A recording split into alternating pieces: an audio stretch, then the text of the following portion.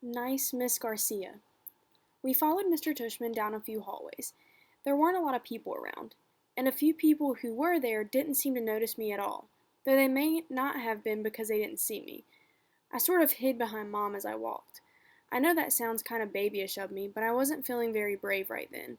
We ended up in a small room with the words Office of the Middle School Director on the door. Inside, there was a desk with a nice seeming lady sitting behind it.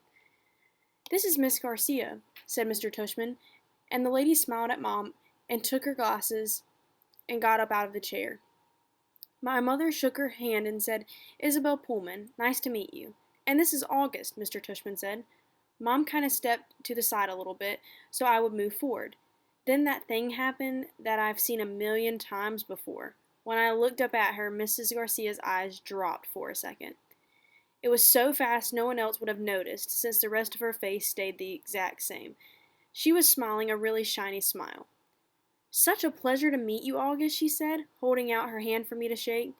"Hi," I said quietly, giving her my hand, but I didn't want to look at her face, so I kept staring at her glasses, which hung from a chain around her neck. "Wow, what a firm grip," said Mrs. Garcia. Her hand was really warm. "The kid's got a killer handshake," Mr. Tushman agreed, and everyone laughed above my head. "You can call me Miss G," said Mrs. Garcia. I think she was talking to me, but I was looking at all the stuff on her desk now.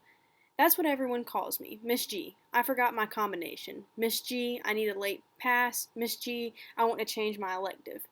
"Miss G's actually the one who runs the place," said Mr. Tushman, which again made all the grown-ups laugh. "I'm here every morning by 7:30, Mrs. Garcia continued, and still looking at me while I stared at her brown sandals with small purple flowers on the buckles. "So if you ever need anything, August, I'm the one to ask. You can ask me anything." "Okay," I mumbled. "Oh, look at that cute baby," Mom said, pointing to one of the photographs on Miss Garcia's bulletin board. "Is he yours?" "No, my goodness," said Mrs. Garcia, smiling a big smile now that was totally different from her shiny smile. "You've just made my day. He's my grandson." "What a cutie," said Mom, shaking her head. "How old?" "In that picture he was 5 months, I think.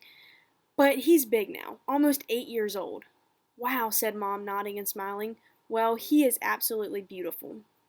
"Thank you," said Mrs. Garcia, nodding like she was about to say something else about her grandson. But then, all of a sudden, her smile got a little smaller. "We're all going to take very good care of August," she said to Mom. I saw her give Mom's hand a little squeeze. I looked at Mom's face, and that's when I realized she was just as nervous as I was.